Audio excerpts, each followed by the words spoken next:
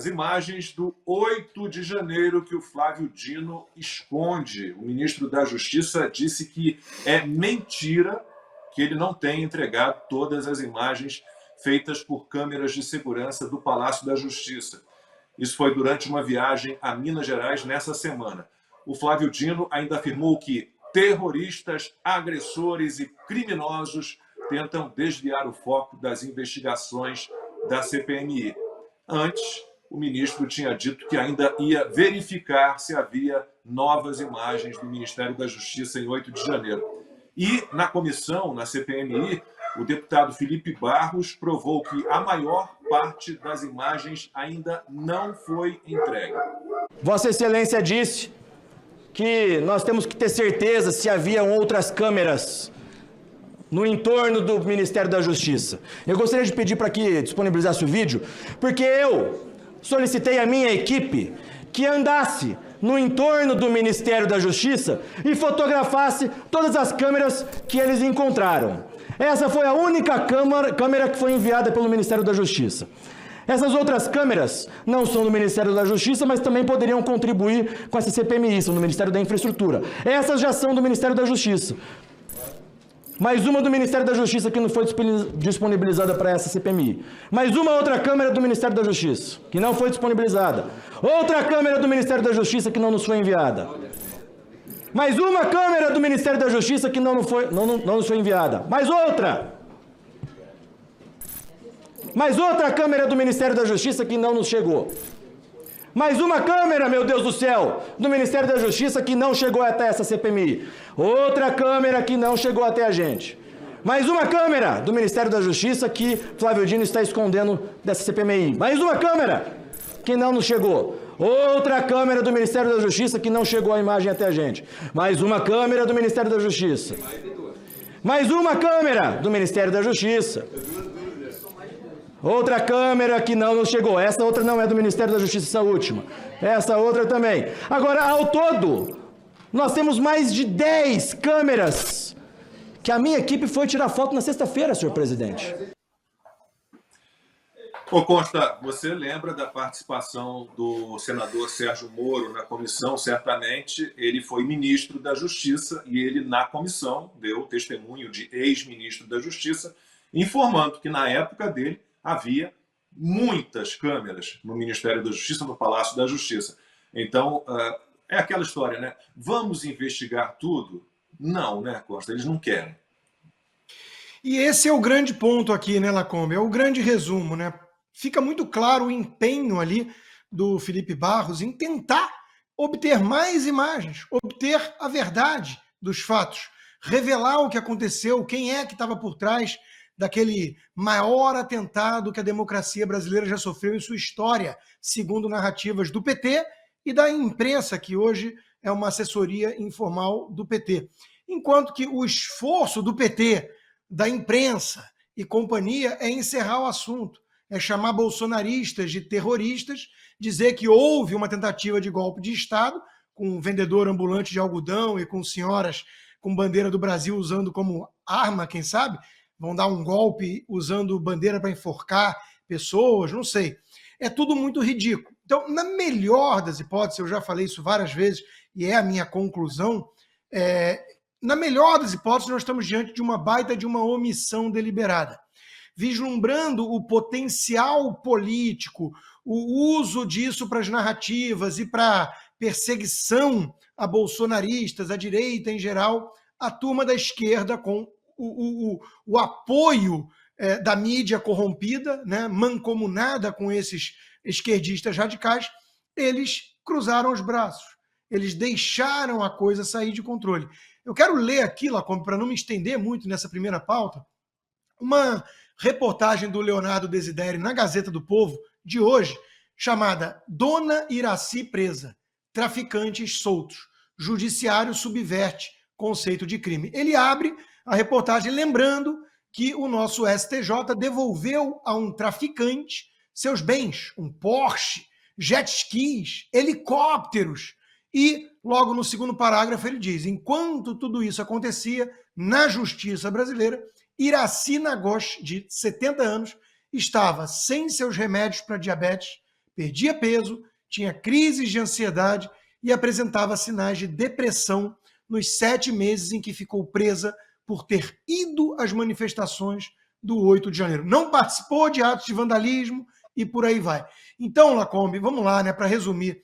Em algum momento, esse regime nefasto que está em curso no Brasil vai ter que acabar. Em algum momento, a gente vai ter que passar essa história toda a limpo e responsabilizar os verdadeiros culpados por tanto absurdo que estamos vendo, por prisões políticas, por tortura, aí sim, viu, o ministro Gilmar Mendes? Tortura psicológica e física que pessoas inocentes sofreram, ao contrário do que vimos na Operação Lava Jato, que era delação premiada, que não tem nada a ver com tortura, de corruptos, de bandidos marginais que lesaram o erário, que avançaram sobre os cofres públicos e roubaram bilhões de reais que foram devolvidos, uma parcela, né? Bilhões de reais devolvidos. Imagina quanto que não desviaram no total.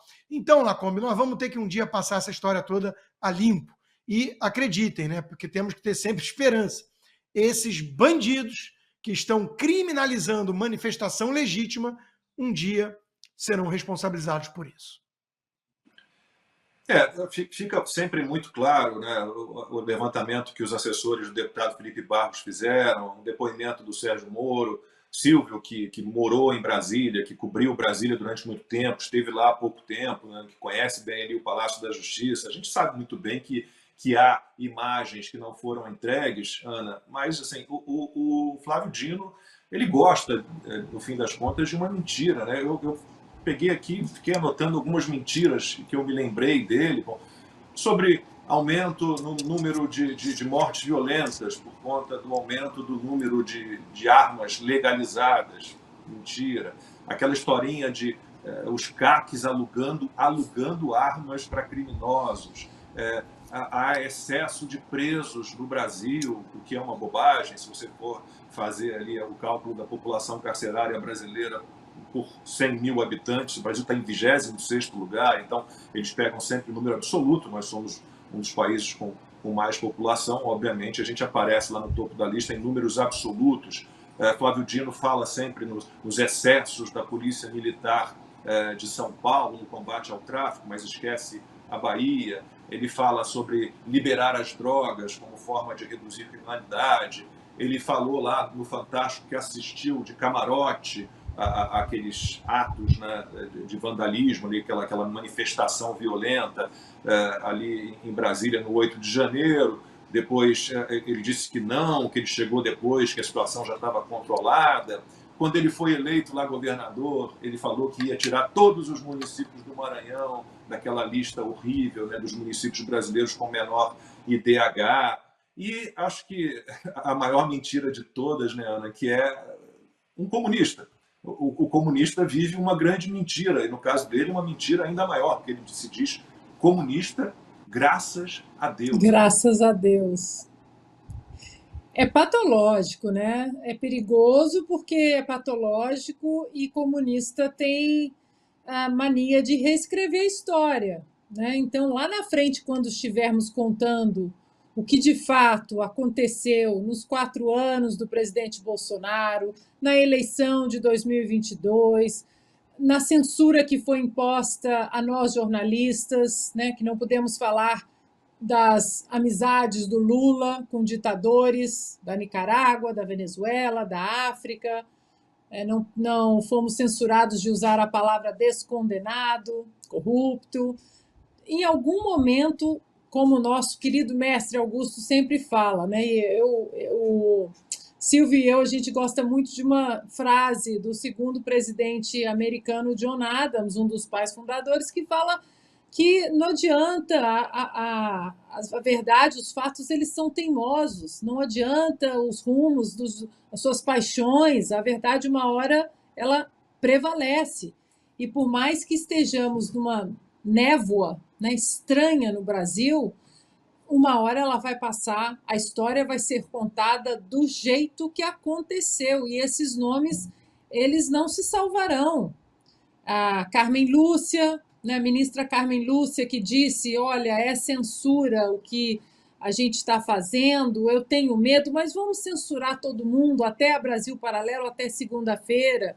Essa segunda-feira nunca acaba, né? Estamos em 27 de agosto e é o mesmo dia daquele julgamento do que pode ser falado, do que não pode. Esse vídeo do deputado Felipe Barros, ele é devastador, devastador.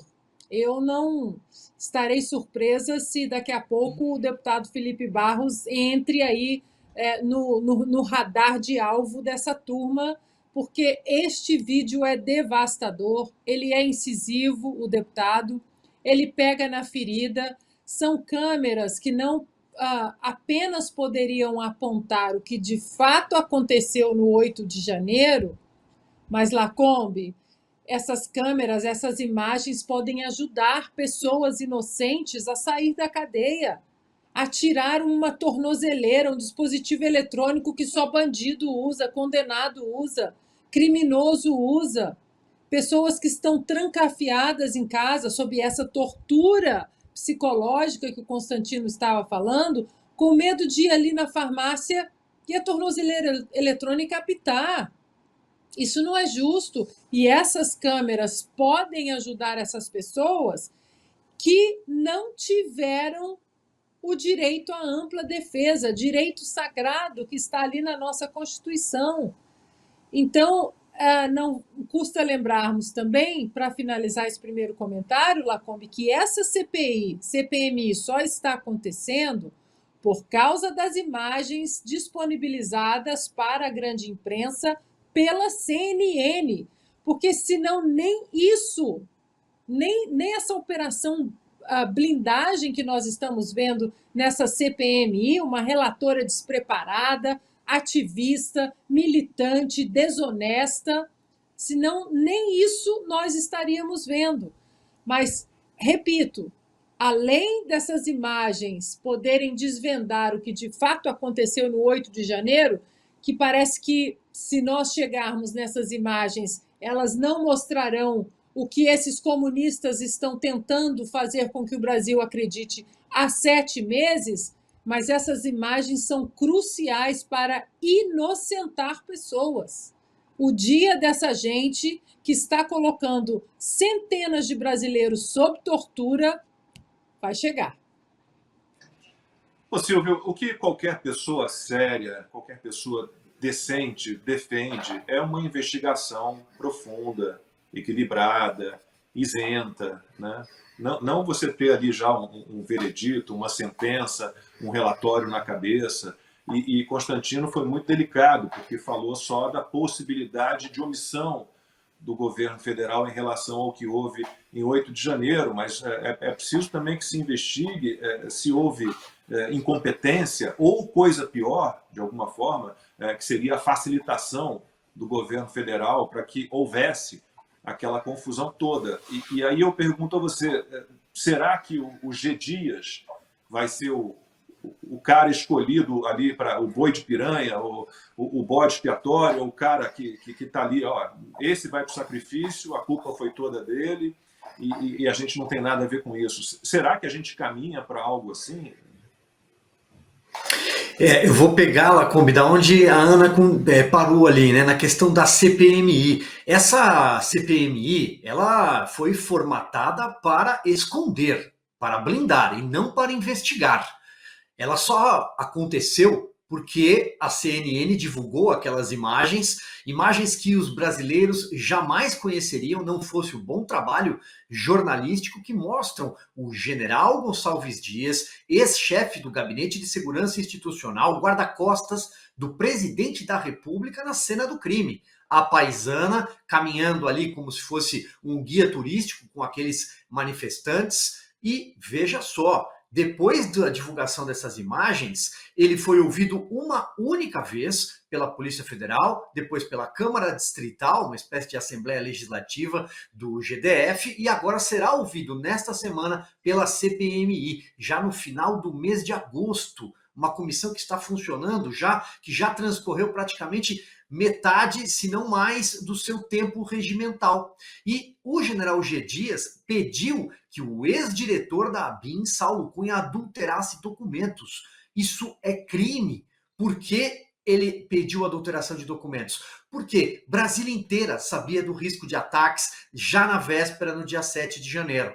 40 órgãos, autoridades tanto do governo federal quanto do GDF, inclusive a NTT, Agência de Transportes, que monitorava a chegada de ônibus, todos eles tinham informações de que uma grande massa de pessoas caminhava para Brasília. Elas estavam obstinadas a quebrar o Palácio do Planalto, a depredar a Praça dos Três Poderes? Eu quero acreditar que não. Eram pessoas que foram a Brasília porque até o dia 8 de janeiro era permitido, segundo a nossa Constituição, protestar contra um governo. Protestar, nesse caso, contra o triunfo da indecência que aconteceu no Brasil.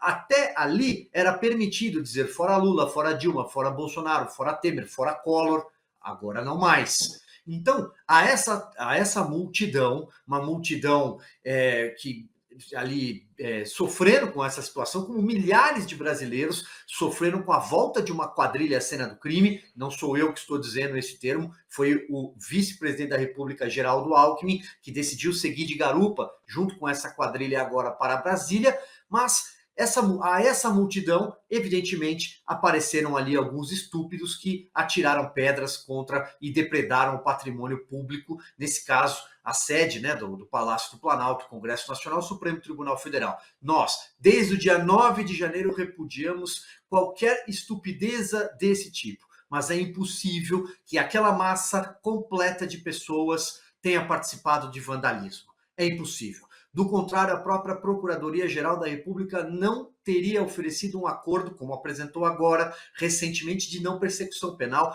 contra 1.156 pessoas. E o que isso significa? Traduzindo do juridiquês, assinem este papel dizendo que vocês têm alguma parcela de culpa naquele dia e vocês não cumpriram pena. E eu pergunto, e as pessoas que estão com tornozeleira eletrônica vivendo a humilhação diária depois de terem passado um período da sua vida, de ter perdido um tempo da sua vida, e talvez isso seja algo irremediável, irrecuperável. A gente sabe que dá-se jeito na vida para muitas coisas, mas não para o tempo que perdemos. Pais, mães, avós que ficaram longe dos seus filhos, pessoas, como vocês acabaram de lembrar, que ficaram com comorbidades sem o devido tratamento médico, pessoas que foram desamparadas, inclusive os seus advogados não tiveram o devido acesso. Dito isso, respondendo em relação ao general G. Dias, Lacombe, eu acrescentaria um detalhe em relação às câmeras. O Flávio Dino, e aí concordo mais uma vez com a Ana, com essa frase que a gente tanto gosta, de um dos pais fundadores da América, de que os fatos são teimosos. A verdade, ela é teimosa, muito teimosa. É como uma represa com uma água. Chega uma hora que a água é tão forte que ela transborda pelas laterais. E por ter transbordado, nós já sabemos parte da responsabilidade de algumas autoridades. O general G. Dias é um. Aparentemente, o ministro Flávio Dino talvez esteja escondendo algo, porque também tem alguma responsabilidade, por ter deixado escapar numa entrevista logo depois para o Fantástico, que assistiu tudo de camarote e que pegava o telefone celular e se comunicava com o presidente da República. Presidente da República que foi enviado para Araraquara num documento chamado Missão Araraquara, preparado por esse mesmo GSI, às 16 horas e 43 minutos do dia 7, quando as autoridades já tinham o risco de alerta máximo e de que 3.000 pessoas já acabavam de chegar a Brasília. E dentre essa multidão, algumas que pareciam não querer acampar em frente ao quartel-general do Exército, QG Central, mas sim partir diretamente para a esplanada dos ministérios. E aí é acionada, sem nenhuma precursora, que é algo tradicional para quem conhece viagens de presidente da República, a Missão Araraquara, uma cidade ali assolada pelas chuvas, e o Lula não estava em Brasília. Ele pousa em Gavião Peixoto no domingo, às 14 horas e 26 minutos, e meia hora depois Brasília estaria sob ataque. Gavião Peixoto é uma cidade muito próxima de Araraquara. Sobre as imagens, como vocês disseram, cada andar ali, só do circuito interno. Circuito externo, acho que o deputado Felipe Barros já fez uma grande explanação com imagens aéreas de drone. Circuito, cada um andar ali tem entre 8 e 10 câmeras. Aonde estão essas imagens? Por que o ministro Flávio Dino não entrega essas imagens? E aí finalizo lá com a pedir, até me desculpando por ter me estendido um pouco no tempo, é o ministro Flávio Dino é um hóspede do Palácio da Justiça. O palácio não é dele, ele não vai ficar lá para sempre. Quem paga a conta de luz e a conta de água daquele palácio somos nós, pagadores de impostos. Ele pode esconder por um tempo, mas essas imagens vão aparecer. Quem estava com ele dentro do Palácio da Justiça? Porque as tropas da Força Nacional de Segurança estavam no salão, na entrada do Ministério da Justiça, e não na primeira linha ou na segunda linha de frente do plano escudo, que não se sabe se não foi montado ou se não foi acionado. Porque o plano escudo tem 4 linhas. Branca, azul, verde e a linha invertida. Branca, verde, azul e vermelha. E quando as tropas partem para defender o Palácio do Planalto, as 2 primeiras linhas já haviam sido rompidas. E onde estavam os homens da Força Nacional de Segurança? Protegendo o Palácio da Justiça? Por quê? Quem pagou pelas câmeras fomos todos nós, né? Pagadores de impostos. Quem paga pela manutenção dessas câmeras, todos nós, pagadores de impostos, né? Quem paga para que essas imagens feitas por essas câmeras sejam monitoradas, todos nós, pagadores de impostos. Portanto, essas imagens também nos dizem respeito, de certa forma também nos pertencem e a gente quer ver. Então, esperamos sinceramente que o Flávio Dino entregue logo isso, já passou da hora de entregar, e a gente precisa encontrar alguma forma de fazer pressão. E isso é impressionante. Infelizmente, você não vai encontrar na velha e velhaca imprensa nenhuma menção a isso, a esse bloqueio, a esse esconde-esconde de imagens. É muito triste.